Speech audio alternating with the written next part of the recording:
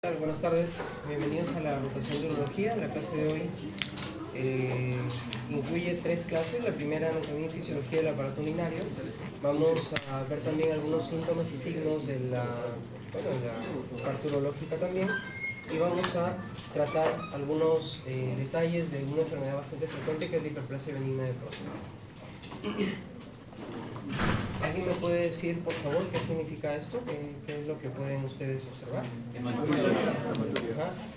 Levanten la mano, por favor, uno por uno. Díganme, secundario, ¿a qué patología creen ustedes que puede ser? Doctor, creo que podría ser una hematuria frente a una nefropatía. O también podría ser por una causa maligna, ¿no? Una neoplasia. Ok. Una litiasis renal, un síndrome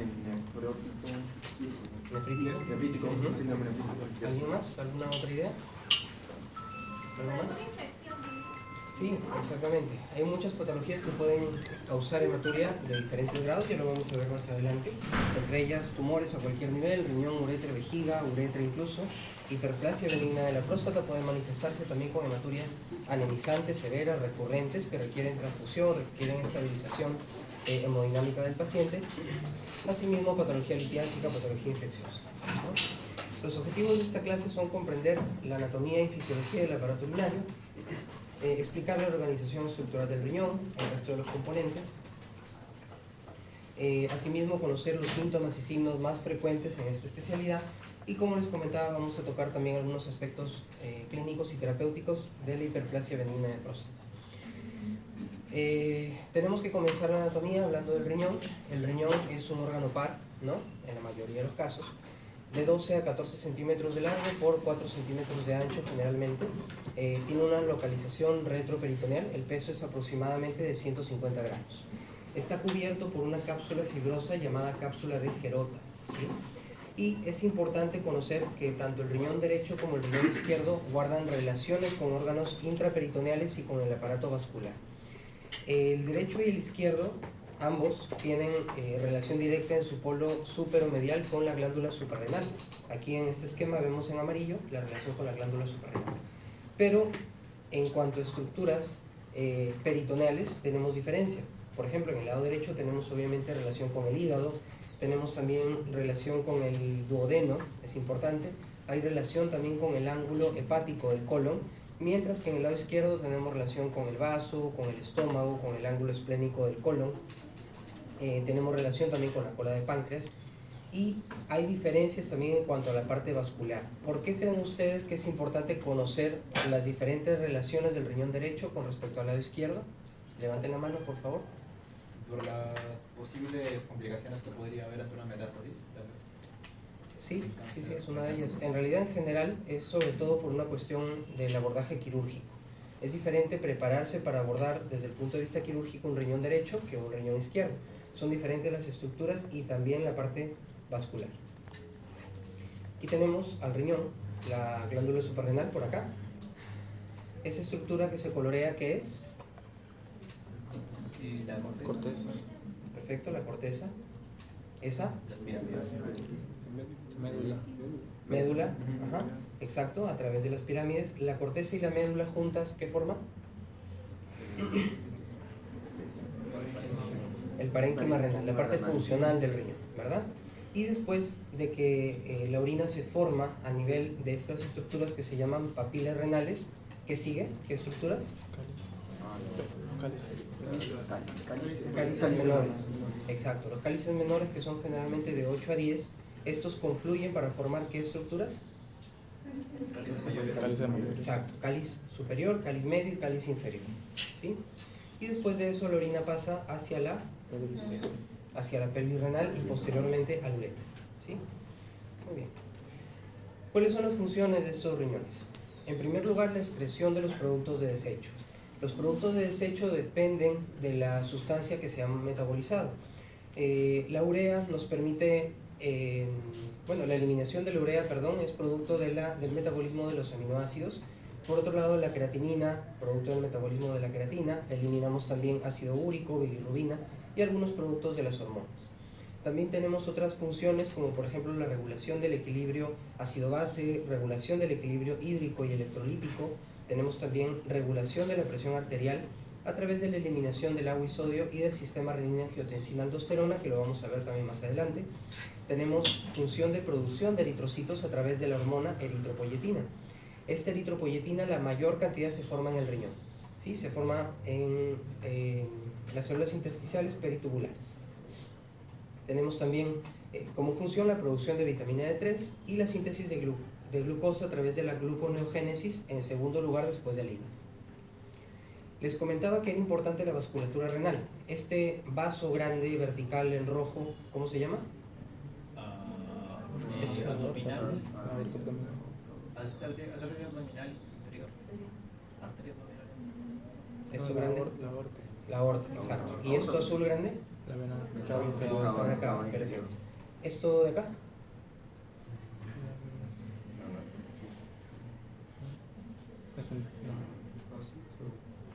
Comienza con tronco, termina en celíaco. Tronco, sí. Perfecto. ¿Esta de acá? Es la mesentérica. La mesentérica superior, ¿sí? Perfecto. Esta semana hemos tenido una complicación por clampaje de una arteria mesentérica superior. Un tumor muy grande, un tumor complicado, ¿no? Pero nunca lo había visto, recién lo he visto y es muy aparatosa esta complicación. Bien, entonces de la arteria aorta salen dos arterias hacia cada riñón que se llaman arterias renales. Arteria renal izquierda, arteria renal derecha. Dense cuenta que la arteria pasa por detrás de la vena y pasa un poquito por arriba, ¿no? Eso es importante durante los reparos anatómicos, durante el abordaje quirúrgico. A la vena cava llegan dos venas, la vena renal izquierda y la vena renal derecha. ¿Por qué es importante tener en cuenta si es vena renal izquierda o derecha? Porque si se dan cuenta en el esquema, a la vena renal izquierda llega esta vena también, un drenaje. ¿Cómo se llama esta vena? En realidad es esta pequeñita, suprarrenal. La vena suprarrenal desemboca en la vena renal izquierda, pero no pasa lo mismo en el lado derecho. En el lado derecho la vena suprarrenal llega directamente a la vena cava inferior. Y también hay otra vena que llega hacia la vena renal izquierda, que es esta de acá. ¿Cómo se llama? Testicular. ¿Perdón? Testicular. ¿Y si es mujer? La vena gonadal, puede ser testicular o ovárica, pero llega también a la vena renal izquierda. En el lado derecho, aquí se puede ver la desembocadura de la vena gonadal derecha, ¿no? Que llega directamente a la vena cava. Eso es importante para la parte quirúrgica, como les comentaba. Muy bien, una vez que llega la arteria hacia el riñón, ¿no? La arteria renal, hay que considerar que el gasto que llega en esa arteria es del 25%, es bastante. ¿Se acuerdan de cuánto es el gasto cardíaco en general? ¿Y gasto cardíaco? 5 litros Aproximadamente. Entonces lo que llega acá es bastante, ¿no? Es más de 1 litro que llega a la arteria renal. Esto se va distribuyendo a través del árbol vascular, a través de arterias segmentarias. Aquí podemos ver la segmentaria anterior, o sea, está hacia adelante, aparece por el esquema que es del lado izquierdo, anterior superior, anterior inferior, y por atrás también. Tiene una posterior superior y una posterior inferior. Después de eso, las segmentarias se dividen en arterias interlobulares que separan estas estructuras que se llaman, ¿lo dijeron? Las pirámides de Malpighi, ¿no? Después siguen las arterias arqueadas o arcuatas, que después salen las arterias interlobulares, después las arteriolas aferentes, los capilares glomerulares y las arteriolas eferentes. Estos tres últimos términos, ¿a qué les recuerdan? Glomérulo. Exacto, el glomérulo renal, que es parte de la nefrona. La nefrona, como saben, de pregrado, pero la unidad estructural y funcional del riñón, hay bastantes, hay 1 millón más o menos por cada unidad renal y constan de diferentes partes, ¿no?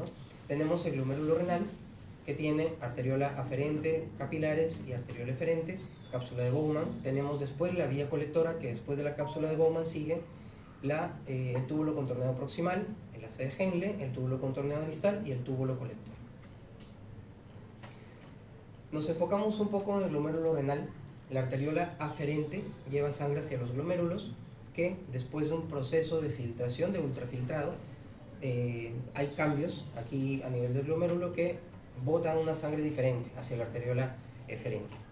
Entonces, este proceso de filtrado es llevado a cabo básicamente por tres procesos o por tres requerimientos. Primero, una diferencia de presiones, una diferencia en cuanto a los pesos moleculares o un límite en cuanto a pesos moleculares y una diferencia entre las cargas de las sustancias que pasan a través de este filtro.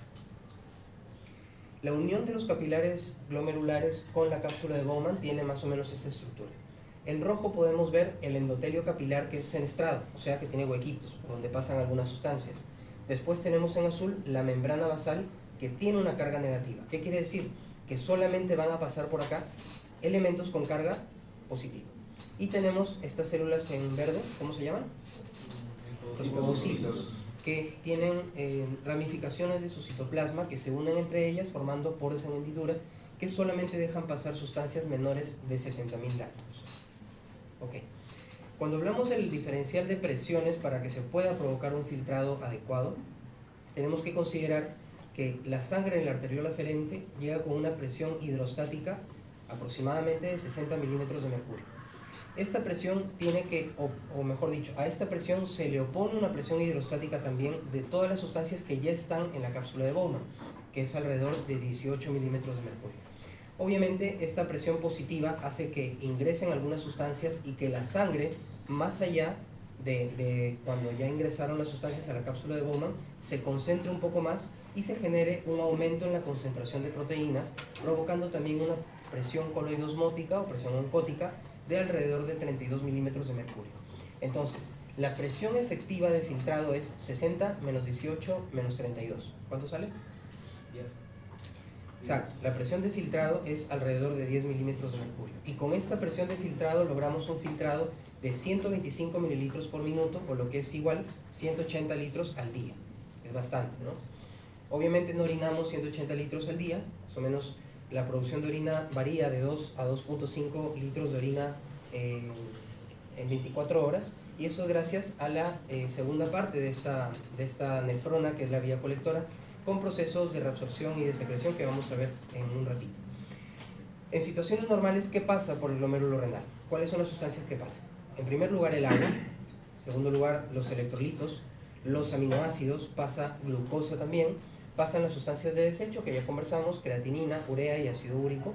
Y lo que no debería pasar, normalmente lo que no deberíamos encontrar en un sedimento urinario normal, son proteínas, eritrocitos y ácidos grasos que, bueno, vienen unidos a proteínas, ¿no? Después de la cápsula de Bowman sigue el túbulo contorneado proximal. En este túbulo se reabsorbe el 65% del agua, se reabsorbe sodio, cloro, bicarbonato, y se reabsorbe, importante, el 100% de glucosa y aminoácidos, ¿sí? En el Henle no se absorbe glucosa y aminoácidos porque ya no hay, ya todo se absorbe, ¿sí? También hay algunos mecanismos de secreción de algunos ácidos orgánicos, pero esto va a ser más relevante mientras más lejos estemos del glomérulo, sobre todo en túbulos contorneados distales y en los túbulos colectores. En el asa de Henle, en la rama descendente, también hay reabsorción de agua, sodio y urea, mientras que en la rama gruesa ascendente del asa de Henle, aparte de la reabsorción de agua, de sodio, cloro, potasio, bicarbonato, tenemos también secreción de iones hidrógeno, lo que, como les comento, se hace todavía más evidente en el túbulo contorneado distal, ¿no? Secreta bastante hidrógeno, bastante potasio, se sigue reabsorbiendo agua, se sigue reabsorbiendo sodio, cloro, potasio, bicarbonato, calcio, y aquí es relevante la acción de esta hormona, que es la... Perfecto. La acción de la hormona antidiurética continúa todavía en los túbulos colectores, donde se sigue reabsorbiendo sodio y agua, y se secretan los iones hidrógeno. Es muy importante la secreción de hidrógenos a este nivel. Muy bien. No podemos hablar de nefronas si no hablamos de los diuréticos. Los diuréticos favorecen obviamente la micción, la producción de orina, y según el tipo de diurético tenemos diferentes mecanismos de acción y diferentes puntos de acción sobre la nefrona. Por ejemplo, a nivel del túbulo contorneado proximal tenemos los inhibidores de anhidrasa carbónica como la acetazolamida. En el asa de Henle tenemos los conocidos diuréticos de asa, sobre todo furosemida, que es la que más usamos, que reduce la reabsorción de sodio a través de la inhibición del simportador sodio-potasio 2-cloro. En el túbulo contorneado distal tenemos la acción de las tiacidas, ¿no? A través de la inhibición del simportador sodio-cloro, y a nivel del túbulo colector tenemos, por ejemplo, la espironolactona, ¿no? Antagonista de receptores de mineralocorticoides. Tanto a nivel del túbulo contorneado distal como de los túbulos colectores, tenemos también los inhibidores de canales epiteliales de sodio, como el amiloride y el triamtereno, ¿no? Pueden tomar una fotito si desean. Disculpe, los ICGLT2 sí dijo que estaba que la glucosa se absorbía en el proximal, pero los ICGLT2 se absorbían ahí, ¿verdad? En el TCP. Sí, claro. Claro que sí. Toda glucosa y toda glucosa y aminoácidos es en el túbulo contorneado proximal. ¿Sí? Igual les estoy dejando las diapositivas acá en la computadora. Sí, por favor, doctor, porque está malogrado la PPT. No se puede acceder. Ah, bueno, ok. Entonces, hablemos también un poquito del sistema renina-angiotensina-aldosterona. Los esquemas que se han presentado hasta el momento son didácticos, pero la distribución en 3 dimensiones de la nefrona no es tanto así, sino más bien así. Tenemos un contacto directo de este túbulo contorneado distal con el glomérulo, no necesariamente de la misma nefrona, pero está en íntimo contacto. Aquí tenemos un corte transversal del túbulo contorneado distal y podemos ver algunas células diferenciadas que se llaman células de la mácula densa, que se encargan de detectar cambios en cuanto a la concentración de agua y de sodio. Mientras que tenemos células extraglomerulares que pueden ser las mesangiales extraglomerulares o las células yuxtaglomerulares. Por un lado, las células mesangiales extraglomerulares se encargan de detección en los cambios de presión, mientras que las células yuxtaglomerulares producen esta renina. ¿Qué ocurre? Si hay poca concentración de agua y sodio o si hay poca presión, el glomérulo asume que hay una necesidad de levantar esta presión y se secreta la renina. ¿Cómo se produce esto? La renina, secretada por las células yuxtaglomerulares, se encarga de convertir el angiotensinógeno a angiotensina 1, este angiotensinógeno, como saben, producido en el hígado, y a su vez la angiotensina 1 se convierte en angiotensina 2 a través de la ECA, enzima convertidora de angiotensina, producida en los pulmones, y esta angiotensina 2 es la que va a tener un triple efecto. En primer lugar, a nivel de las arteriolas, provocando una vasoconstricción. En segundo lugar, a través de la hipófisis, produciendo hormona antidiurética. Y en tercer lugar, a nivel de la zona glomerular de la corteza suprarrenal, la aldosterona. Aquí tenemos sistema renina, angiotensina, aldosterona. Estos 3 efectos van a provocar una elevación de la presión y específicamente la aldosterona va a actuar, la ADH, ¿no? Va a actuar a nivel del túbulo contorneado distal y túbulo colector para subir esta presión arterial, lo que provoca un feedback negativo para reducir la producción de renina que bueno, produjo el glomérulo como cuestión secundaria a la baja de presión, ¿no? Muy bien. Después de que se produce la orina, hablamos de los cálices menores, mayores, pelvis, y llegamos con la orina hacia el uréter. El uréter son órganos tubulares, uno por cada riñón, generalmente de 25 a 30 centímetros y hasta 4 milímetros de diámetro. Unen la pelvis renal con la vejiga y tenemos varias capas, ¿sí? Esto es importante. Las capas de adentro hacia afuera, en primer lugar tenemos la mucosa, que es un epitelio transicional que se llama urotelio. El urotelio recubre absolutamente todo, desde que las papilas renales hasta el final, ¿sí? Entonces vamos a tocar el urotelio bastante. Después de la capa urotelial tenemos una lámina propia, después tenemos una muscular, que tiene 3 capas, y tenemos una capa adventicia. Esto es importante, el uréter no tiene un solo vaso de irrigación, tiene múltiples vasos, pueden salir a nivel de la arteria renal, de la misma aorta, de los vasos ilíacos, y estos se comunican a través de una red bastante compleja que se distribuye, aquí se ve un poquito en el esquema, ¿no? En la capa adventicia. Por eso es que cuando nosotros hacemos cirugía para trasplante renal, los donantes renales tenemos que siempre sacar el uréter con la mayor cantidad de adventicia que podamos. No podemos pelar el uréter por completo porque lo dejamos avascular. Este uréter se divide en 3 porciones: un uréter proximal, un uréter medio o un uréter inferior. La división de este uréter depende de más o menos esta placa de abdomen simple, donde tenemos la articulación sacroiliaca en su porción proximal hacia arriba, uréter superior, y la articulación sacroiliaca en su porción distal hacia abajo, un uréter inferior. A nivel fisiológico, el uréter tiene 3 estrecheces. La primera es cuando comienza, o sea, la unión de la pelvis renal con el uréter es más estrecho que el resto del uréter. Seguido del cruce de los vasos ilíacos, el uréter pasa por delante de los vasos ilíacos y ahí también tenemos una pequeña estrechez. Y por último, la parte más estrecha del uréter es la unión urétero-vesical, ¿sí? En esta porción del uréter, yo creo que se ve aquí en el esquema, tenemos una porción intramural del uréter. ¿Por qué es importante conocer estas estrecheces? Sobre todo en patología litiásica. Entenderán, por cuestiones obvias, que los cálculos cuando se forman en el riñón y van cayendo, mientras más pequeños son, más probable que se expulsen de forma espontánea. Es diferente tener un paciente con esta imagen. ¿Qué imagen es esta? ¿Qué estudio es? Es una tomografía, sí, exacto. ¿Qué corte es? Axial. Corte axial, perfecto. Entonces, Aquí tenemos un paciente que llega por dolor cólico con esta imagen. ¿Cómo se describiría esta imagen? No, no le dice, no, el culito. ¿Cómo se describe a nivel tomográfico una imagen? Hiperdensidad. Una imagen hiperdensa, ¿verdad? Una imagen hiperdensa a nivel del uréter distal en el lado izquierdo. Más o menos, si hacemos la analogía con este esquema, más o menos este cálculo debería estar por acá, ¿no? Entonces, como les decía, es diferente tener un cálculo a este nivel, de este tamaño, ¿no? Con una alta probabilidad de expulsión espontánea, a tener esto, ¿no? Esto es una imagen hiperdensa también, sugerente de un cálculo mucho más grande, que yo no sé cómo llegó ahí ese cálculo, pero llegó y tuvimos que operar a esta paciente. Incluso con los instrumentos con los que normalmente operamos nosotros los cálculos ureterales no pudimos trabajar, tuvimos que meter un instrumento más grande, un nefroscopio, para poder romper esa piedra, ¿no? Felizmente salió todo bien, pero el manejo es diferente. Este primer paciente probablemente le podamos nosotros ofrecer alguna terapia médica expulsiva para promover que el cálculo se bote de forma espontánea, mientras que la segunda paciente no. Ya lo van a ver en su clase de litiasis.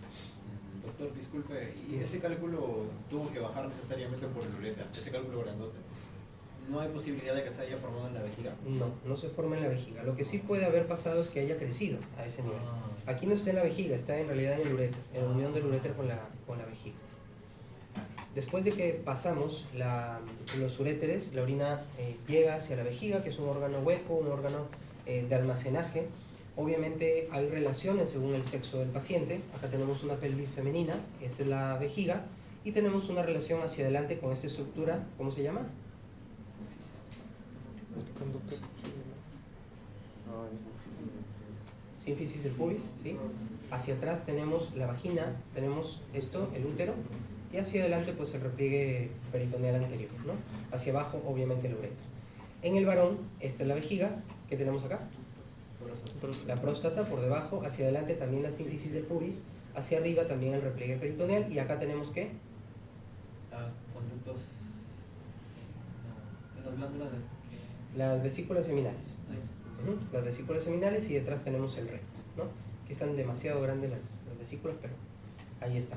La capacidad varía también según la edad de los pacientes, varía también según el sexo. En general, se considera que la capacidad es de 300 a 500 centímetros cúbicos. Hablábamos hace un rato del urotelio. El urotelio también recubre las paredes internas de la vejiga. Es una capa de un epitelio de transición con una capa mejor dicho, con hasta 8 capas de células. Y después de la lámina propia, que no lo coloqué aquí en el esquema, tenemos este músculo, que es el músculo de Trousseau, ¿no? Que está en toda el interior de la vejiga. Hay partes de la vejiga, ¿sí? Desde el punto de vista cistoscópico, lo van a ver durante su práctica, si es que ya no vieron alguno de ustedes una uretrocistoscopía, se puede identificar la cúpula de la vejiga, se puede identificar el fondo o la región retrotrigonal, se puede identificar también el trígono, que es la zona delimitada por el cuello de la vejiga. ¿Y qué estructuras? ¿Qué son estos? Los ureteres. Meatos ureterales. Los meatos ureterales y el cuello de vejiga delimitan el trígono. Tenemos el cuello y también tenemos las paredes laterales izquierda y derecha, que no los puse acá en el esquema. Cuando hablamos de vejiga, tenemos que hablar también un poco de la parte funcional. La vejiga tiene una triple inervación. Tiene una inervación simpática, parasimpática y también una inervación motora, ¿ya? Esto no lo coloco yo como pregunta de examen, pero he visto que lo preguntan los colegas que hacen la parte de piso pélvico después en sus clases. La mucosa uroterial tiene receptores para todos estos nervios, ¿sí?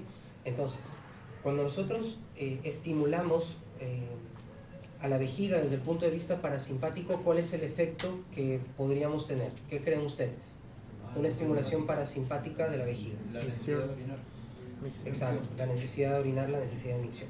Si nosotros estimulamos la parte simpática, ¿qué creen ustedes que pasaría? Retención. Cierre del esfínter, no vamos a orinar. Lo contrario, ¿no? Exactamente lo contrario. Perfecto. Entonces, a este nivel tenemos nosotros receptores parasimpáticos, M3, M2, receptores muscarínicos, que cuando los estimulamos, promovemos pues la contracción y la micción, y cuando los bloqueamos, evitamos esta micción. De igual manera, receptores simpáticos beta 3, que cuando los estimulamos, evitamos también una micción. ¿Por qué es importante esto? Porque desde el punto de vista terapéutico nosotros abordamos a los problemas funcionales de vejiga con medicamentos que van dirigidos a bloquear o estimular estos receptores. En primer lugar tenemos, por ejemplo, anticolinérgicos que se encargan de bloquear receptores M3-M2, por ejemplo, oxibutinina, solifenacina, tolterodina, trospio, ¿no? Son medicamentos que bloquean acá.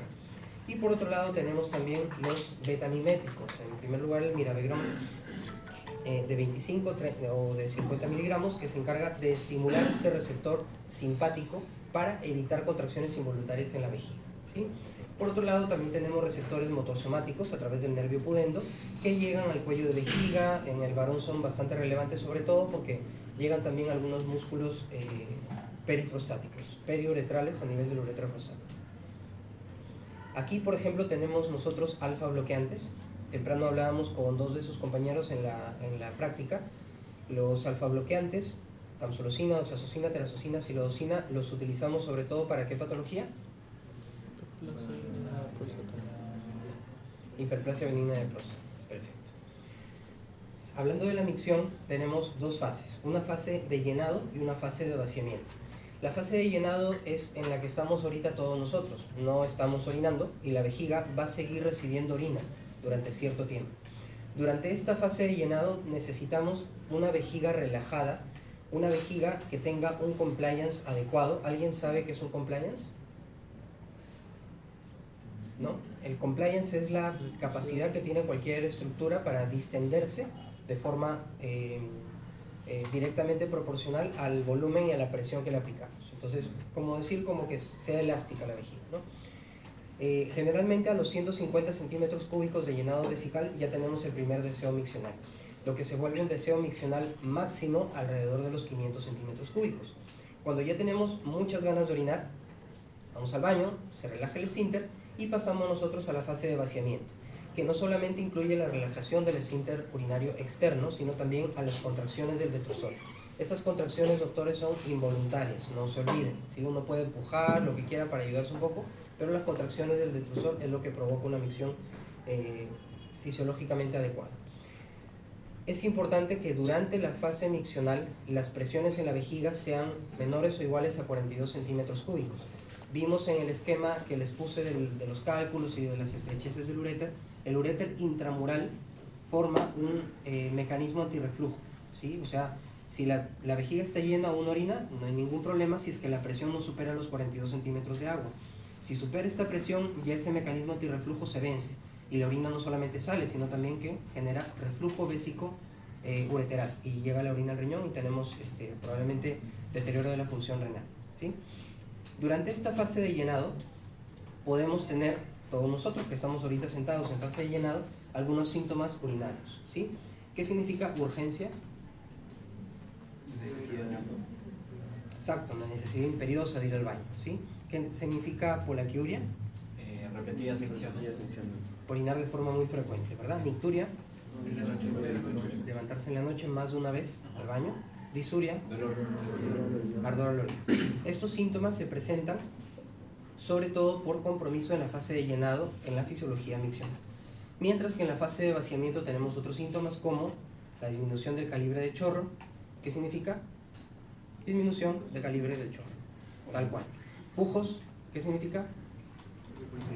Necesidad del paciente de pujar, ¿no? Tenesmo vesical, ¿qué significa? Que quiero orinar pero no puede. No tanto así, sino sensación de vaciamiento incompleto, ¿no? Sensación de vaciamiento incompleto. Perfecto. Pasamos al pene. El pene es el órgano copulador en el varón. Tenemos diferentes estructuras. Si hacemos un corte transversal podemos encontrar la fascia superficial de Cole, la fascia profunda de Buck. Esta fascia profunda envuelve a estas dos estructuras sinusoidales de capilares que se llaman cuerpos cavernosos, ¿sí? Estos se llenan de sangre durante la erección para, bueno, lograr la penetración y la perpetración de la especie. Después tenemos acá el cuerpo esponjoso que envuelve a la uretra, ¿sí? Tenemos vena superficial, tenemos vena dorsal profunda, tenemos venas y arterias circunflejas, tenemos arterias cavernosas. Estas arterias son rama de la arteria pudenda, que es pudenda interna, que es rama de la ilíaca interna también, a su vez. Acá tenemos, bueno, microfotografías, pero es básicamente eso. En cuanto a la uretra, esta distribución es obviamente una uretra masculina, no es la misma en la uretra femenina. La uretra femenina en realidad no tiene divisiones, pero la uretra masculina se divide en uretra anterior y uretra posterior. La uretra anterior tiene dos porciones, la uretra peneana y la uretra vulvar. En la uretra peneana, en la porción más distal, tenemos obviamente el meato uretral, tenemos después la fosa navicular, sigue la uretra peneana propiamente dicha, ¿no?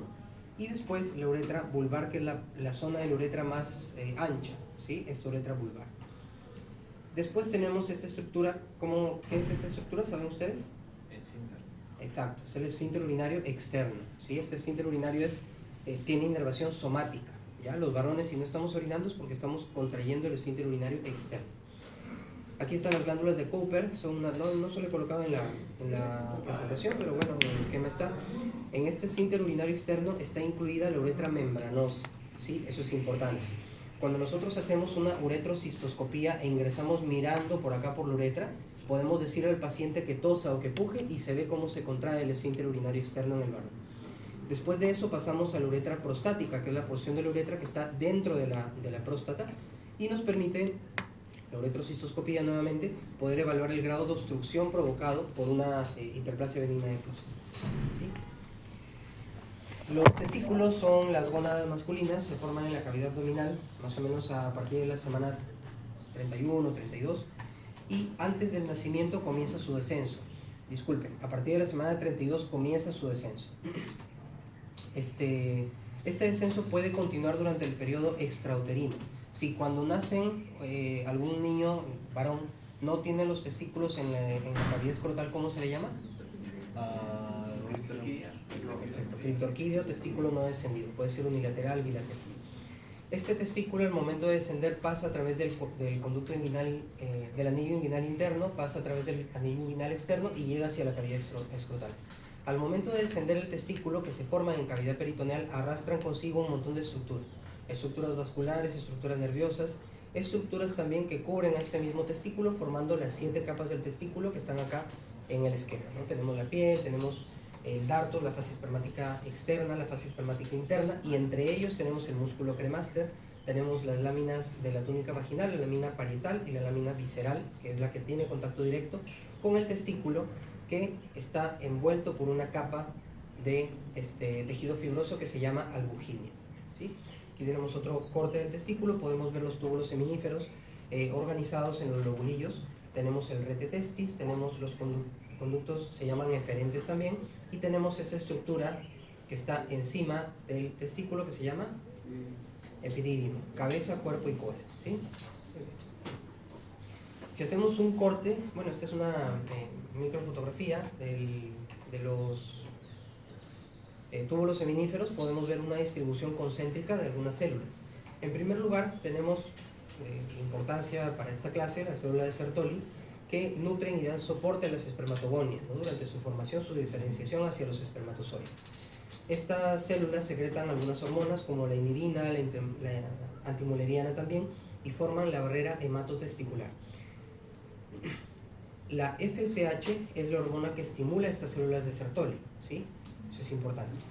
Mientras que las células de Leydig se encargan de secretar testosterona y son estimuladas ¿por qué hormona? No, por LH. LH, ¿verdad? O ICCH. Muy bien, excelente. Acuérdense, las de Leydig son las intersticiales, porque están en el intersticio. ¿Una pregunta hasta el momento? Doctor, y cuando estamos formándonos, quien ordena que se secrete la testosterona es el gen Y, ¿verdad? Pero, ¿o hay un paso más antes de eso? ¿Sería el gen Y de los dos? Sí, el gen Y, bueno, desde el punto de vista anatómico está el gubernaculum, que comienza, la placenta también tiene actividad hormonal, ¿no? Al principio. Gracias. Al principio. Bien, historia clínica y exámenes auxiliares. ¿De qué rotación viene? Oftalmo. Oftalmo. Oftalmo. Ya. Bien, cuando hablamos nosotros de la parte urológica, es básicamente lo mismo que cualquier otra especialidad. Comenzamos con algunos datos de filiación. El nombre del paciente, obviamente, la edad del paciente es importante. ¿Por qué? porque hay algunos tumores que son más frecuentes en jóvenes o en adultos jóvenes frente a adultos mayores. ¿Qué tumores creen ustedes que pueden ser más frecuentes en adultos más jóvenes o en niños? Nefroblastoma. Nefroblastoma, tumor de Wilms, De Wilms. perfecto. ¿Qué otra patología? Bastante frecuente. Agenesia, atresia renal,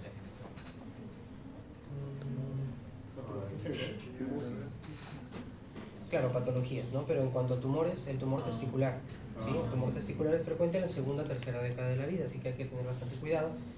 Revisarnos siempre que podamos, al menos una vez al mes, que no hayan cambios a nivel testicular en cuanto a consistencia, que no esté duro ni que se palpe ningún nódulo, es importante. Y el tumor de Wilms que mencionaron, ¿no? Es frecuente de 2 a 3 años, el neuroblastoma menores de esa edad incluso, ¿no? El género es importante, hay tumores urológicos. El único que es más frecuente en mujeres es el tumor de uretra, el resto obviamente más frecuente en varones. El estado civil, la ocupación, la exposición a factores de riesgo, esto es relevante sobre todo para algunos tumores como el tumor de vejiga, ¿no? ¿Qué factor de riesgo consideran ustedes que podría traernos un tumor de vejiga? alcoholismo. ¿No? Diabetes. Tabaquismo. Diabetes. Ajá. Perfecto, el tabaquismo como tumor de vejiga y también la procedencia de regiones endémicas. En Egipto, por ejemplo, hay un parásito que es el esquistosoma hematobium que produce también tumor de vejiga, pero no de tipo urotelial, que es el más frecuente, ya hablamos del urotelio un poquito, sino más bien de la estirpe escamosa, ¿sí? Pero es también relevante. Aparte del tabaquismo del tumor de vejiga, lo van a ver en su clase de cáncer de vejiga, también la exposición a algunos factores ocupacionales, exposiciones a aminas aromáticas, naftilamina, en fábricas de pinturas, derivados del petróleo. Hay que tener bastante cuidado con preguntar esto a los pacientes, ¿no? El motivo de consulta, obviamente con lo que llega el paciente, depende mucho cómo se va a desarrollar el resto de la historia clínica, en cuanto a la enfermedad actual, el tiempo de enfermedad y también el examen físico que ya viene más adelante. Por ejemplo, regresamos a la primera diapositiva de la hematuria. Si llega un paciente con hematuria, la enfermedad actual podría ser algo así. Un paciente que acude con hematuria indolora de 3 años de evolución, recurrente, autolimitada, con expulsión de coágulos de tipo alargado, que se asocia a la pérdida de peso de aproximadamente 5 kilos en los últimos 4 meses. Una hematuria que no duele, de 3 años de evolución, que recurre, que se autolimita, que expulsa coágulos larguitos como fideos, te lo dicen tal cual los pacientes, y que ha bajado 5 kilos en los últimos meses. ¿Qué opinan ustedes? ¿Qué podríamos estar enfrentando? Exacto, algún tipo de cáncer, ¿no? Esto de los coágulos alargados hay que preguntarlo, porque si los coágulos salen larguitos, nos sugiere a nosotros que la sangre tuvo que pasar a través del uréter para tomar esa forma alargada del coágulo, ¿no? Y nos habla de que el sangrado está probablemente arriba. Perfecto. Los antecedentes son importantes, antecedentes personales, antecedentes familiares del paciente. Tuve un paciente que operé de vasectomía con un antecedente de orquiectomía, o sea, tenía un solo testículo. Obviamente le operé el testículo que tenía, saqué el conducto deferente, lo mandé a patología y el patólogo me llamó asustado porque le había llegado solamente un conducto deferente, ¿no? Entonces, los antecedentes son importantes. Los antecedentes familiares en cuanto a cáncer de próstata son importantes, ¿sí? Padre o hermano, que el tío, que el primo, que el hijo del cuñado, no. Papá o hermano con cáncer de próstata es importante porque adelanta el chequeo, el tamizaje para diagnóstico precoz de esta enfermedad. Lo adelanta 5 años, ya lo vamos a ver en un ratito también. Cáncer de riñón, es importante también el antecedente familiar. Los signos y síntomas generales, por ejemplo, la fiebre, náuseas, vómitos, escalofríos, malestar general, ¿qué estaríamos enfrentando? Exacto, un proceso infeccioso, ¿no? Un proceso infeccioso puede ser alto, puede ser bajo, lo van a ver en su clase de infección urinaria. Si es alto, o sea, pielonefritis, suele tener pues fiebre, malestar general, todos estos síntomas. Una pérdida de peso me tiene que hacer pensar en patología neoplásica, ¿sí? Y los síntomas específicos que nos traen ahorita a la clase, los síntomas que se llaman síntomas del tracto urinario inferior. Ese es el nombre. Si el paciente nos dice orino muy frecuentemente, ¿cómo se llama ese síntoma? Poliquiuria. Si te dice orino por la noche muchas veces. Micturia. Micturia. Cuando tengo ganas de orinar, tengo que correr. Urgencia. Urgencia. Tengo necesidad de empujar para orinar, doctor. Tenesmo. Pujos. Después de orinar, siento que quedo orina. Tenesmo. Perfecto. Orino con sangre. Hematuria. Se me escapa la orina. Incontinencia. Incontinencia, perfecto. La incontinencia urinaria van a detallar posteriormente su clase de piso pélvico. La incontinencia urinaria puede ser de dos tipos o de hasta tres tipos. Una incontinencia de urgencia, aquí vimos un síntoma, o sea, el paciente está corriendo hacia el baño y no llegó, ya perdió orina. Es una incontinencia de urgencia. Mientras que tenemos una incontinencia de esfuerzo, que es la incontinencia por tos, por pujo, por estornudo, durante relaciones sexuales, durante la risa, hay pérdida de orina. Eso se produce generalmente por un deterioro en la cuestión anatómico-funcional del esfínter urinario externo, tanto en varones como en mujeres. En mujeres es mucho más frecuente por los partos vaginales. En varones podemos verlo nosotros en pacientes postoperados de próstata en los que ha habido algún tipo de lesión esfinteriana, ¿no? Les comentaba sobre la uretra, de la uretra membranosa en la uretrocistoscopía, que mientras el paciente puja o tose, se ve la contracción. Si tenemos una incontinencia de esfuerzo en estos pacientes, si es postoperado, durante esta maniobra nosotros vemos que el esfínter cierra, pero no por completo. Entonces ya sospechamos una lesión del esfínter y obviamente el síntoma que aqueja al paciente es una incontinencia de esfuerzo. Y el tercer tipo es la incontinencia mixta que tiene el uso, ¿no? Otros síntomas y signos, el goteo postmiccional, que es goteo después de la micción, como dice su nombre. Tenemos chorro de calibre disminuido, tenemos descarga uretral también, es bastante frecuente en la consulta. Cuando ustedes hagan su serum van a ver un montón de pacientes con síndrome de descarga uretral. ¿En qué sospechamos si tenemos un síndrome de descarga uretral? Infección. ¿Y tú? ¿Escuché por ahí? Exactamente, una gonorrea. La descarga uretral es un síndrome caracterizado por disuria y por secreción uretral, mancha la ropa interior. Cuando examinamos al paciente, hacemos una maniobra de ordeño uretral, colocamos los dedos en la base del pene y con presión vamos hacia afuera o hacia distal y sale la pus, ¿no? Puede ser una secreción del color que deseen, amarillo, verde, marrón, incluso transparente, huele mal, ¿no? Y obviamente tenemos que pensar en el gonococo como la principal causa. El gonococo casi siempre se acompaña de la clamidia. Cuando ustedes vean su clase de enfermedad de transmisión sexual, van a ver que el síndrome de descarga uretral se trata tanto para gonococo como para clamidia. ¿Qué utilizamos? Gonococo, Penicilina. monodosis, Acítero. acitromicina. Para prevenir, para tratar septia. ¿Para qué? Para prevenir es acítero, si no me equivoco. No, prevenir no. Cuando tienes el síndrome tienes que tratar. Perdón, Puede no, ser acitromicina o ceftriaxona. Exacto, monodosis va muy bien. ¿Y la clamidia? ¿Con qué la tratamos? Acítero.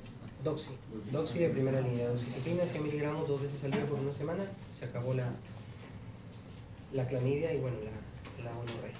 Obviamente el paciente, si tiene lesiones genitales, te va a decir: doctor, tengo un huequito, tengo un grano, tengo tengo alguna lesión en el genital, y hay que examinarlo también. El dolor puede ser un dolor suprapúbico, puede ser un dolor lumbar, puede ser un dolor genital también, testicular, peneano, ¿no? Y en cuanto a dolor, sí me gustaría detenerme un ratito en el cólico nefrítico o cólico renal. Es un dolor tipo cólico, ¿no? Las mujeres lo conocen un poquito mejor por los cólicos menstruales. Es tal cual, un dolor que va, viene. Es un dolor en una escala visual analógica 10 de 10. Hay que ser muy empático con los pacientes en los que sospechamos un cólico nefrítico. Si les duele, de verdad que les está doliendo. Alguna literatura describe que duele más que un parto, así que hay que ponernos siempre en los zapatos del paciente. Doctor, ¿podemos dar analgésicos ahí? Sí, ahorita vamos a ello. Este dolor es localizado en la región lumbar y se irradia de forma ipsilateral hacia la parte delantera, hacia el flanco, hacia la fosa ilíaca, puede llegar incluso hacia los genitales, hacia el escroto, hacia los labios mayores, hacia la cara anterior del muslo también, cara interna del muslo. Aquí lo he puesto mal, es interno, pero bueno. Es un dolor que típicamente no calma con el reposo, a diferencia de otros dolores lumbares somáticos, secundarios a problemas neurológicos, musculares, en fin, óseos. Este dolor no calma con el reposo. Y es importante que ustedes hagan este diagnóstico diferencial con los pacientes, ¿sí? ¿Por qué? Porque el paciente a veces viene con una ecografía donde le han dicho: doctor, me han dicho que tengo cálculos, y en realidad nunca los tuvo, y llega con un dolor lumbar después de que viajó de Tumbes hasta acá en bus. O sea, hay que descartar, ¿no? Señor, señora, cuando usted se acuesta, ¿le calma el dolor? Sí, doctor, estoy tranquilo, pero cuando me agacho comienza. Bueno, ahí ya se va alejando un poquito la posibilidad diagnóstica de un cólico nefrítico. Este dolor puede estar acompañado de fiebre, náuseas, vómitos, puede haber hematuria también porque la piedra está bajando, está raspando el urotelio y está causando algún tipo de sangrado. Es una urgencia médica y, como les digo, hay que tratar a este paciente. ¿Qué medicamentos utilizamos de primera línea para un cólico nefrítico? Para calmar el dolor, analgésico. ¿Cuál? ¿O cuál es? Tramadol. Tramadol porque es un dolor 10 de 10. Tramadol. ¿Alguna otra opinión? Ibuprofeno. Ibuprofeno. ¿Alguna otra opinión? ¿Paracetamol? Iba a decir eso. Ok, AINES, cualquier AINES, ¿sí? Diclofenaco, ketorolaco, ketoprofeno, naproxeno, lo que deseen, pero un AINES va bastante bien, primera línea de tratamiento. ¿Los Toxil también, doctor? Sí podrías utilizarlo en pacientes alérgicos, ¿no? A AINES o en pacientes que tienen algún problema gástrico, lo puedes utilizar. En segunda línea, los opioides débiles, hemos llegado a utilizar petidina, hemos llegado a utilizar morfina también en estos pacientes, ¿sí? El paracetamol, hay estudios de paracetamol en pacientes gestantes. Las gestantes es muy difícil tratar un cólico nefrítico con la limitación en el uso de algunos medicamentos, pero el paracetamol les va bastante bien. Muy bien. El examen físico depende del motivo de consulta, depende de lo que hayamos recogido con el paciente.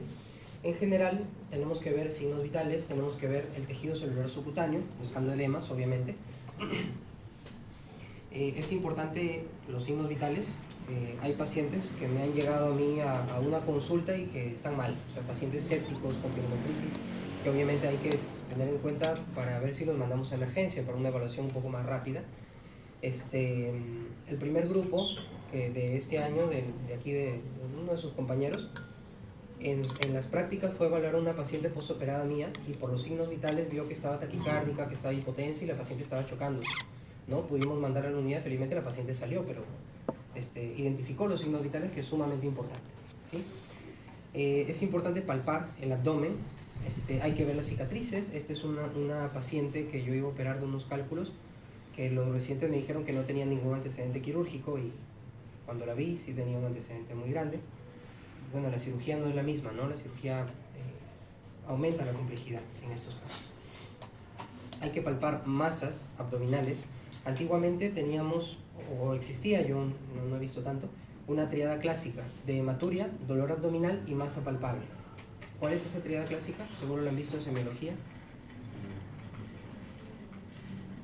¿No? Hematuria, dolor abdominal y masa palpable. Tumor renal. ¿Sí? Esta triada afortunadamente ya no se ve. Afortunadamente, ¿por qué? Porque si el paciente llega con hematuria, dolor abdominal y masa palpable, ese tumor renal ya está muy extendido y probablemente ya no tiene chance quirúrgico. Los tumores renales, el 70% se diagnostican de forma incidental. Dolor por un cólico, lo que fuera, me hacen una ecografía y detectan un tumor renal que en la mayoría de los casos está limitado y puede curarse con una cirugía, ¿no? Hay que también a través de la palpación abdominal descartar la presencia de globo vesical. Obviamente el paciente te dice que no puede orinar, uno lo examina, debajo del ombligo tenemos una masa grande, dolorosa, remitente, y tenemos obviamente que colocar una sonda fuera. Como les comentaba, el examen físico depende de lo que dice el paciente. Por ejemplo, si el paciente dice que tiene un grano en el pene, hay que examinarlo, ¿sí? Hay que verlo. Estas lesiones que están acá, ¿qué les sugieren ustedes? Cáncer de pene. Exacto. Y como parte del diagnóstico diferencial, ¿qué podría ser también? VPH. BPH, papiloma, exacto, ¿no? Unos condilomas por BPH, pero eso es un cáncer de pene, ahí no hay papiloma, pero igual se tiene que biopsiar esta lesión y mandar, ¿no? Tenemos también que hacer evaluación de los ganglios, sobre todo en esta situación. Los ganglios linfáticos se inflaman, inguinales, superficiales, se inflaman en cáncer de pene, se inflaman en algunas patologías de transmisión sexual. La primoinfección herpética puede producir compromiso ganglionar, el linfogranuloma venéreo, ¿no? Obviamente el chancroide puede producir también compromiso ganglionar inguinal, hay que palpar también los ganglios. El tacto rectal, ya vamos a hablar en un ratito de esto. El tacto rectal depende obviamente de la edad del paciente. Si este paciente, por ejemplo, que llega con esto, no le voy a proponer un tacto rectal, ¿no? Hay que tener bastante cuidado. La evaluación de la región lumbar, pacientes que llegan con pielonefritis, hay que hacer puño de percusión. ¿La maniobra de qué? ¿De quién? Giordano. Puño de percusión. Los genitales externos también, si te refieren lesiones. El signo de Pren es importante. ¿En qué situación hacemos el signo de Pren? ¿En qué consiste? ¿Alguien ha leído? ¿No? El signo de Pren es un signo que es positivo en la orquiepididimitis. Lo van a ver también en su clase de síndrome doloroso agudo escrotal. Hay muchas patologías a nivel escrotal que producen dolor y el paciente llega por emergencia. La maniobra de Pren o el signo de Pren consiste en levantar el escroto. Si cuando yo levanto el escroto el dolor calma, eso es un Pren positivo y me sugiere una orquiepididimitis.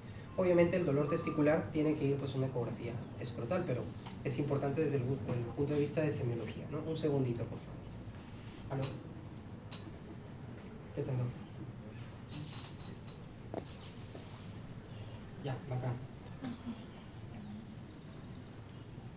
Excelente, me lo agradezco. Gracias. Ya, está bien, gracias. Hasta luego. Muy bien. ¿Qué es esto?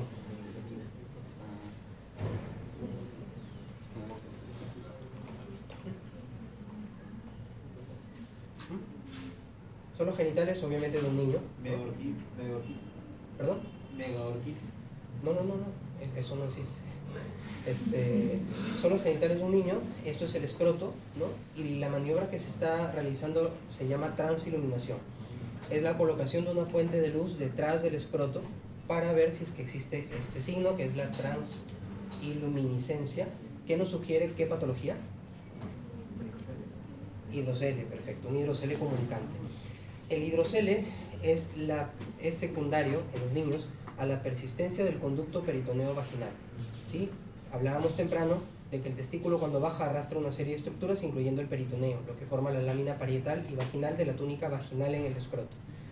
Parietal y visceral de la túnica vaginal en el escroto. Pero es lo mismo que el peritoneo, parietal y visceral, es igualito. Entonces, en los primeros años de vida, esa comunicación del peritoneo con la cavidad vaginal se puede mantener abierta. Si el niño mientras llora, mientras puja, ¿no?, se le hincha el escroto, nos sugiere la presencia de un hidrocele. El hidrocele, en estos casos, hidrocele comunicante por persistencia de conducto peritoneo vaginal, se suele corregir de forma espontánea hasta los 2 años. Si a partir de los 2 años no se ha corregido, bueno, hay que operar, ¿no? Y bueno, se le hace esta prueba, ¿no? Como les comentaba, la palpación de la evaluación ganglionar es importante, tanto a nivel inguinal, pero no solamente a nivel inguinal, sino también supraclavicular. No toda la patología genital provoca compromiso ganglionar inguinal, solamente lo que les comenté. Tumores, algunas ETS, ¿no? Pero por ejemplo, tumores testiculares tienen diseminación linfática, la gran mayoría, pero no hacia esta cadena ganglionar, sino hacia qué cadenas ganglionares. ¿Perdón? No, ilíacas no. No, inguinales ya dijimos que no. Hacia cadenas ilíacas retroperitoneales, ¿sí? El testículo va hacia retroperitoneo, después va hacia mediastino y después va hacia supraclaviculares.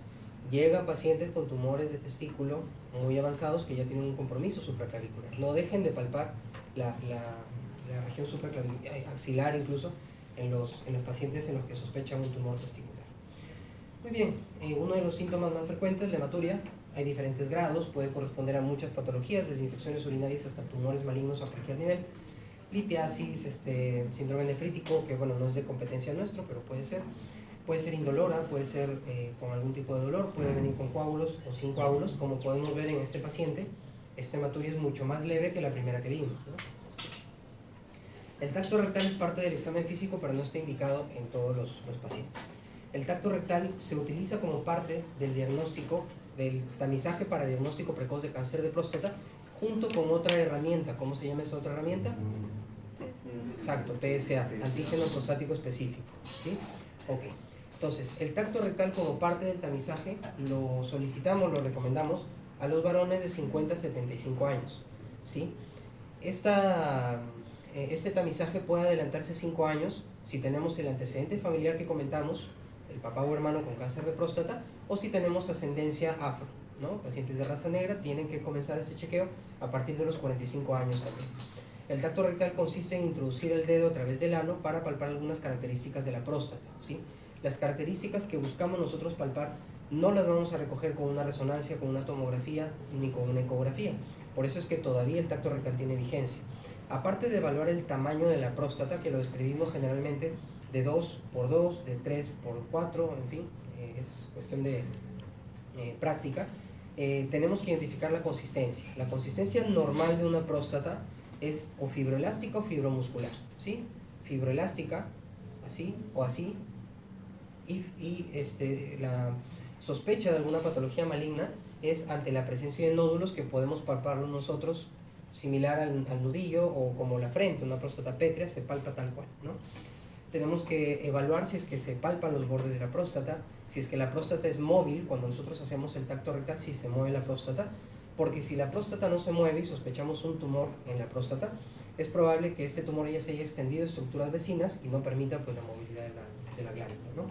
La persistencia del surco mediano también se debe describir en este tacto rectal. Los exámenes auxiliares en urología incluyen bastantes, los exámenes que conocemos, el hemograma, ¿no? Si tenemos leucocitosis y desviación izquierda en un paciente febril, ¿qué sospechamos? Una infección urinaria, ¿verdad? El examen de orina también nos ayuda. Hay algunos hallazgos, algunos marcadores indirectos como la presencia de nitritos, esterasa leucocitaria, leucocitos en orina, microhematuria incluso, ¿no? Y el urocultivo que puede ser positivo o negativo. Me quiero detener también aquí un ratito. ¿Alguien sabe qué es la bacteriuria sintomática? Cuando vemos bacterias en la orina, pero el paciente no refiere nada, ninguna molestia. Exacto. ¿Cuántas bacterias? ¿2? Menos ¿3? de 5 por campo, ¿No? menos de 100. Ya podría ser. ¿Alguien? Levante la mano. Vamos aprendiendo, muchachos, así que... No. Una cosa es urocultivo, otra cosa es sedimento urinario. Eso de por campo es sedimento urinario, ¿sí? Lo del cultivo, el cultivo positivo, más de 10 a las 5 unidades formadoras de colonia por mililitro es un urocultivo positivo. Y una bacteriuria asintomática es presencia de un cultivo positivo en ausencia de síntomas, ¿sí? ¿En qué situaciones yo busco una bacteriuria asintomática o trato una bacteriuria asintomática? Cuando la paciente está embarazada, Gestante y hay una más. ¿Cuál? adulto mayor. Excelente, exactamente. Antes de una cirugía urológica tengo yo que hacer un urocultivo y verificar que el paciente no tiene bacterias en orina. Obviamente la paciente gestante por el riesgo del producto de la gestación. Pero no hay otra situación en la que yo debería buscar una bacteria en la orina porque normalmente hay gérmenes saprófitos en la orina. Esos gérmenes nos protegen de otros gérmenes ajenos que pueden ser mucho más peligrosos, ¿no? Pacientes portadores de sonda, diabéticos, adultos mayores, pacientes con cálculos, pacientes diabéticos, pacientes que tienen nefrostomía, ninguna otra situación. Solamente pacientes que van a ser sometidos a procedimientos urológicos. ¿Por qué? Porque probablemente tengamos nosotros necesidad de hacer una disrupción de la mucosa y pueden entrar esos gérmenes hacia el torrente sanguíneo. Es lo único. Y la gestante, pues, ¿no? ¿Y por qué quiero detenerme en esto? Porque este escenario es cada vez más frecuente. Tenemos muchos pacientes que se hacen urocultivos y llegan a manos, no quiero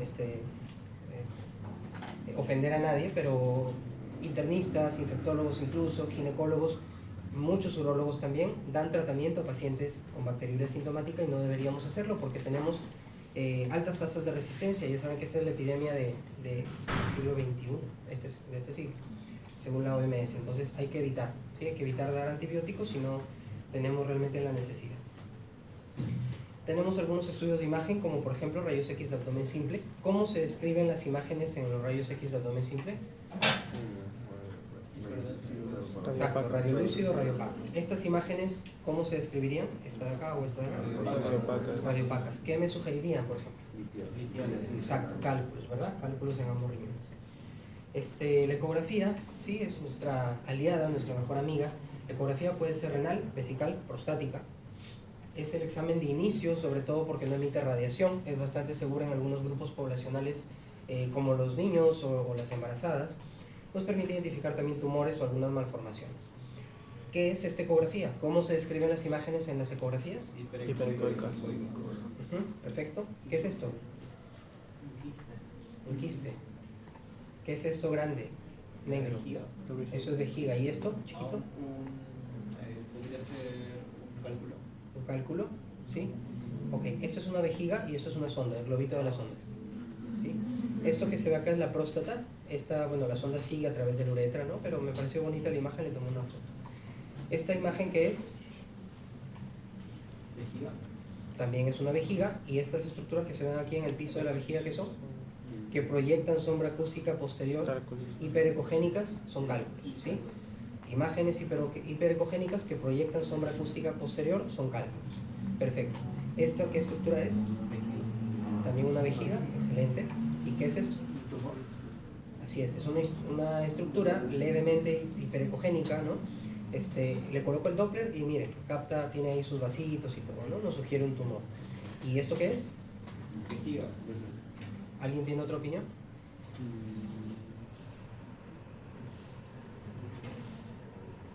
Esto es un riñón. Así, un riñón que está dilatado, un riñón con hidronefrosis. Esto es el parénquima renal, estos son los cálices menores, mayores, la pelvis renal, ¿sí? Y hacia acá probablemente esté el uréter que no se ve.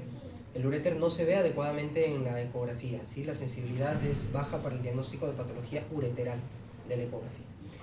Muy bien, aparte de la ecografía tenemos la tomografía también. La tomografía, ¿qué corte es este? Coronal. Exacto, es un corte coronal. ¿Cómo se describen las imágenes en tomografía? Hiperdensa.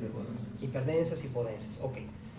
Temprano vimos un corte axial de la poquito más abajo de un cálculo ureteral que se describía como una imagen hiperdensa. Aquí vemos también una imagen hiperdensa a nivel del riñón derecho que me sugiere también un cálculo complejo a ese nivel. Esta es una tomografía sin contraste, una urotomografía sin contraste, pero también utilizamos nosotros contraste en algunas patologías, en patologías tumorales.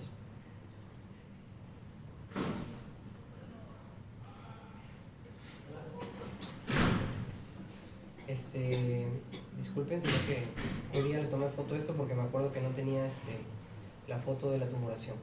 Esta es una tomografía contrastada, este es el riñón izquierdo y este es el riñón derecho, ¿sí? Entonces, en este riñón derecho que se le coloca contraste, se ve como el tumor capta este contraste. Entonces, para eso nos sirve la tomografía contrastada, ¿sí? Perfecto. Para eso nada más, disculpen. Utilizamos también la resonancia magnética en pacientes que son alérgicos al contraste iodado, en pacientes en los que queremos precisar los límites de estas tumoraciones también. La tomografía nos ayuda.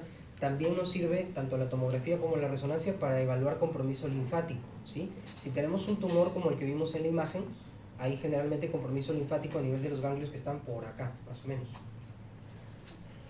Por aquí, ¿no? Tenemos gammagrafía. Temprano conversamos con sus compañeros. ¿Qué es la gammagrafía? Exacto, la gammagrafía es un estudio para evaluar la función, ¿sí? Es un estudio para evaluar la función de los riñones. Tenemos nosotros muchos pacientes con cálculos en los que ya ha pasado mucho tiempo y ese cálculo ha provocado una pérdida total de función. Entonces nos sirve para ver qué función tiene el riñón y si es que vale o no la pena tratar cálculos con estos riñones no funcionantes, ¿no? Utilizamos DMSA, ácido dimercaptosuccínico, y el DTPA que no me acuerdo exactamente las siglas. Con tecnecio 99 veamos. MAC3 también podemos utilizar en los niños, sobre todo para la gammagrafía renal. Y la gammagrafía ósea, que no es para evaluar función, sino para evaluar actividad metabólica en la metástasis ósea del cáncer de próstata. Acuérdense, el cáncer de próstata tiene predilección por los huesos para hacer su metástasis, ¿sí? Tenemos estudios invasivos, por ejemplo, la uretrocistoscopía. Aquí les he traído la ureteroscopía también. Esta es una uretrocistoscopía. Esa es la mucosa urotelial por adentro de la vejiga, ¿no? Es una mucosa normal. Tiene sus vasos sanguíneos y todo. Esas que parecen ramitas de raíces de árbol son trabéculas. Esas trabéculas nos sugieren que hay una hipertrofia de ¿qué músculo en la vejiga? Urotelio. Músculo detrusor, ¿sí? El músculo detrusor generalmente se hipertrofia si tiene más adelante una próstata que evita la salida correcta del flujo urinario. Se contrae más de la cuenta, produce hipertrofia y se ve de esa manera desde el punto de vista endoscópico a través de las trabéculas. Este video no sé por qué no corre, pero era un riñón por adentro, ¿no? Muy bien, tenemos otros estudios invasivos de imagen, como por ejemplo la pielografía. Esto de acá es una pielografía. La pielografía la utilizamos, por ejemplo, para abordar cálculos en el riñón necesitamos hacer antes una pielografía durante el acto operatorio, ¿no? ¿En qué consiste? ¿Cómo se hace el procedimiento? A través de una cistoscopía identificamos el meato ureteral que nosotros queremos pintar, ¿no? Colocamos adentro de ese meato un catéter. Acá no se ve porque ya está el contraste, pero hasta acá más o menos está el catéter.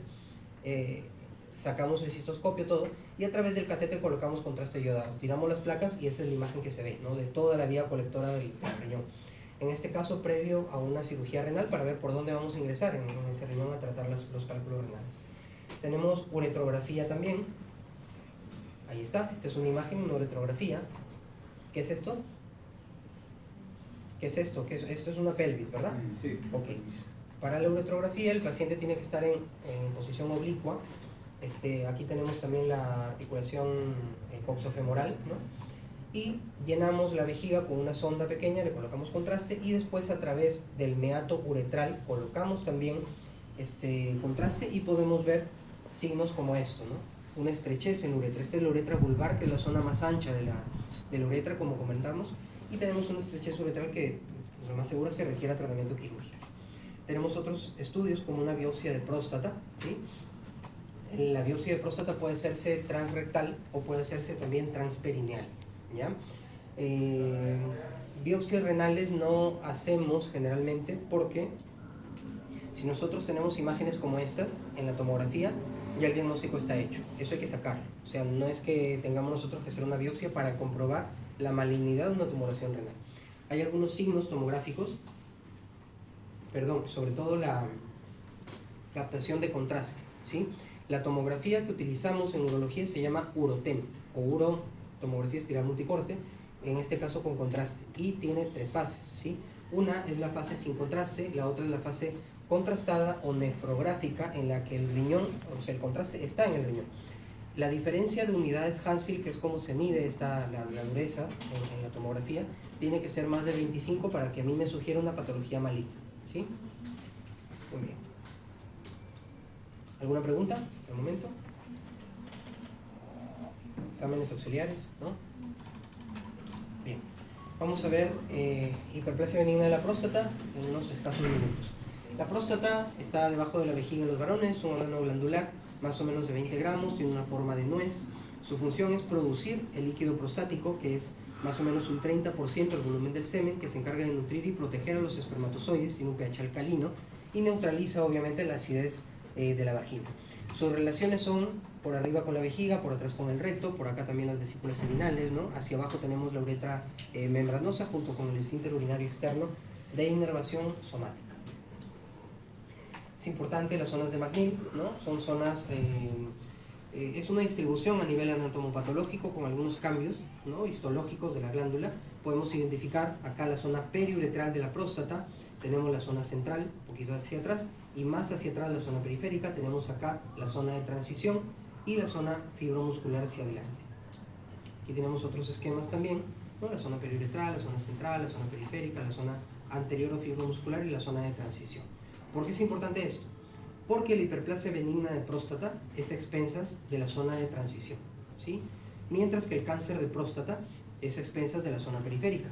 Conversábamos temprano, ¿no?, con sus compañeros, que si nosotros esperamos a que un cáncer de próstata nos provoque algún síntoma, tiene que crecer tanto que desde la parte periférica tiene que llegar a obstruir la uretra, que es la parte más medial. Entonces, la idea es detectar a tiempo un cáncer de próstata con el tamizaje. ¿A partir de qué edad? 25. Lo acabamos de ver. Bueno, tú dormías, pero el resto sí lo vio. 50. ¿Sí? 50 años y 45 años y antecedente de papá o hermano con cáncer de próstata o raza negra. ¿Ya? Muy bien. ¿Qué es la hiperplasia? Como su nombre lo dice, es un aumento del número de células, ¿ya? En la zona de transición. La incidencia es muy difícil de precisar. Hay algunos estudios en cadáveres, ¿no?, que obviamente ven la parte de anatomía patológica para ver la presencia de esta hiperplasia, pero hay estudios también a nivel de imagen con ecografía para ver crecimiento benigno de próstata. Lo que sí se sabe, los hechos son que alrededor del 50% de los hombres en algún momento vamos a tener algún síntoma relativo al crecimiento benigno de próstata. A los 60 años, un tercio de los hombres experimentaremos síntomas de hiperplasia y a los 85 años, el 90% tendremos hiperplasia benigna de próstata. Ven la diferencia, esta zona de transición está mucho más grande y obviamente obstruye la vía urinaria para provocar algunos síntomas. ¿Cuáles son esos síntomas? Los síntomas, como les comentaba, se llaman síntomas del tracto urinario inferior. Pueden ser por hiperplasia, pueden ser por otras causas, pero los síntomas se dividen en síntomas de almacenamiento o de llenado, que los vimos cuando vimos un poquito de la fisiología miccional, que son los mismos. Aumento de frecuencia miccional, ¿qué significa eso? Colaquiuria, la nicturia, la urgencia, me voy corriendo al baño porque se me escapa y se me puede escapar, una incontinencia. Síntomas de vaciamiento, o sea, estoy en el baño, está saliendo la pichi, ¿y qué tengo? Puedo tener un chorro débil. ¿Sí? El paciente te dice, doctor, no tengo fuerza para orinar, el chorro sale muy delgadito, me mojo los pies, sale muy débil, ¿no? Un chorro intermitente, un chorro en regadera, te lo dicen tal cual, doctor, Parece que es una ducha la que se abre cuando voy a orinar, ¿no? El retardo miccional y el goteo terminal, ¿no? Los síntomas postmiccionales antes estaban acá, pero ahorita están acá. Por ejemplo, el tenesmo vesical, la sensación de vaciamiento incompleto de la vejiga y el goteo postmiccional. Muy bien. El International Prostate Symptom Score, o IPSS, para los amigos, es un cuestionario de 7 preguntas con 5 categorías cada una, un puntaje en una escala de Likert, que nos arroja puntajes de 0 a 35. Esto nos permite categorizar a nuestros pacientes en síntomas leves, si es que el puntaje llega hasta 7, moderados de 8 a 20 o severos si es que tienen más de 20 puntos. No aplicamos normalmente esto en la consulta porque la consulta suele ser muy rápida, pero sí sería ideal para poder saber qué tipo de tratamiento le vamos a ofrecer a los pacientes posteriormente, ¿sí? Hay otros síntomas que acompañan la hiperplasia de próstata. Conversamos de que la hematuria podría ser secundaria también a un crecimiento de la próstata. No solamente crecen las células prostáticas, sino los vasos sanguíneos para nutrirlas. Entonces, eso puede generar episodios de hematuria. Cistitis a repetición, que son las infecciones urinarias bajas, ¿no? Pacientes que llegan ya con una sonda por un episodio de retención aguda de orina, o pacientes con inflamaciones testiculares de forma repetida. Al examen físico hay que descartar la presencia de un globo vesical, ¿no? Hay que palpar el abdomen. En los genitales hay que descartar la presencia de orquiepididimitis, ¿no? Hay que ver que no esté doloroso, que no esté grande el testículo.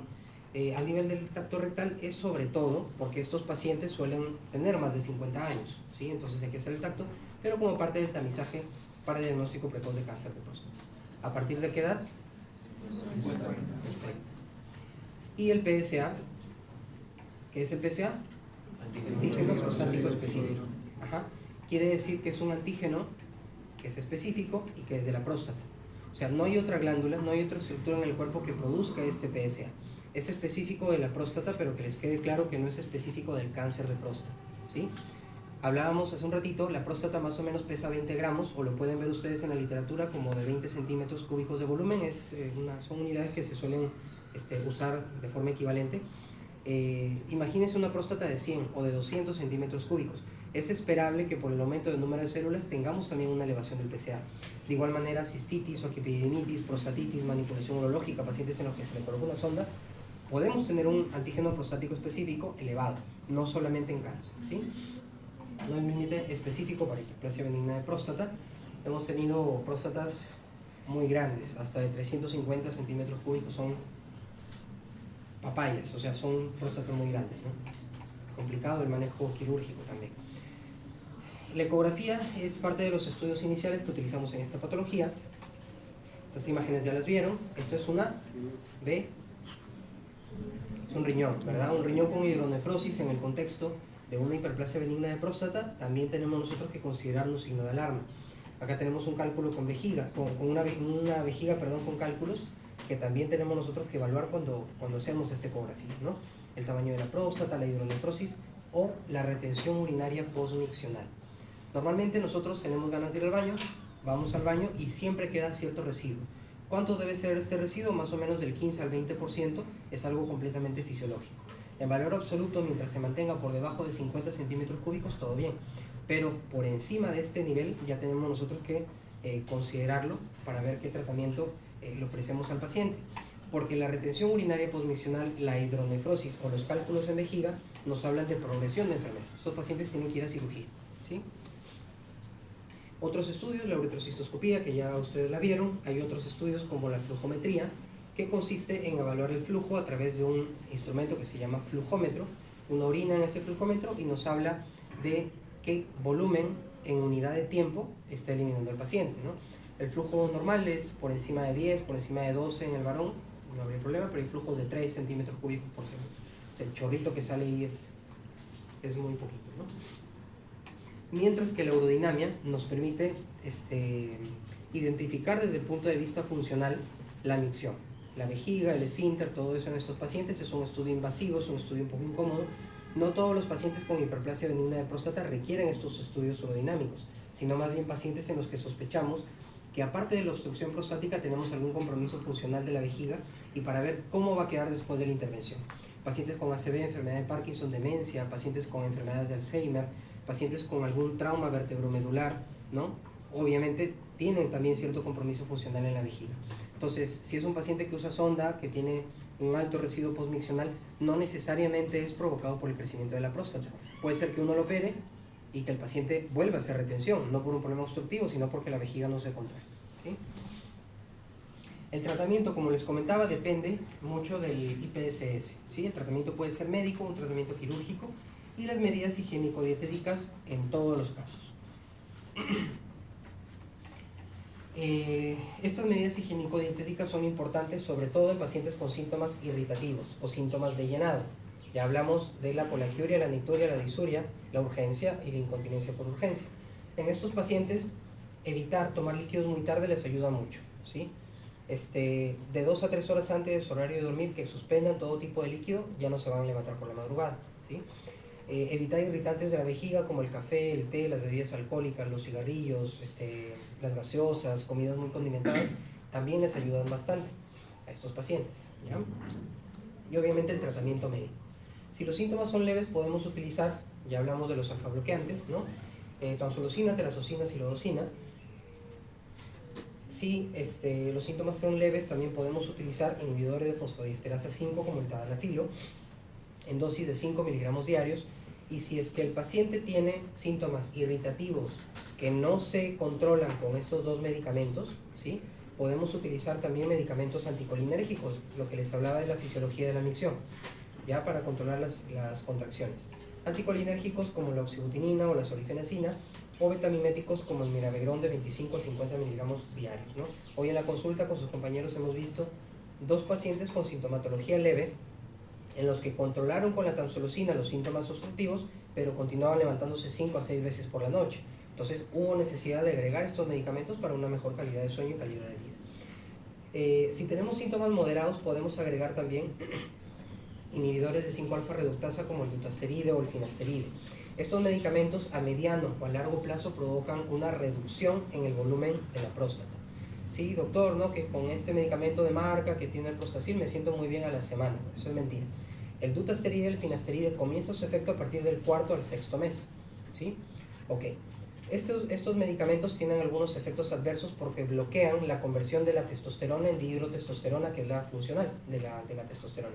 Entonces disminuye mucho la libido, la potencia sexual, el volumen de la eyaculación, el apetito sexual. Entonces, más o menos un 10% de los pacientes pueden quejarse de esto. Es importante comentarle a los pacientes también cuando iniciamos estos medicamentos. Me olvidaba también de comentarles, ¿alguien me puede decir en qué momento del día damos la tamsulosina, la terazocina? En la noche. ¿Por qué?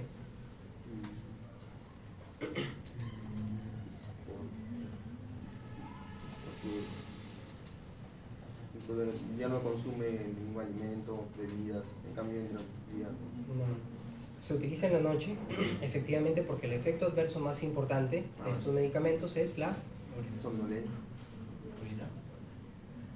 hipotensión ortostática, ¿sí? Una hipotensión que depende de la bipedestación.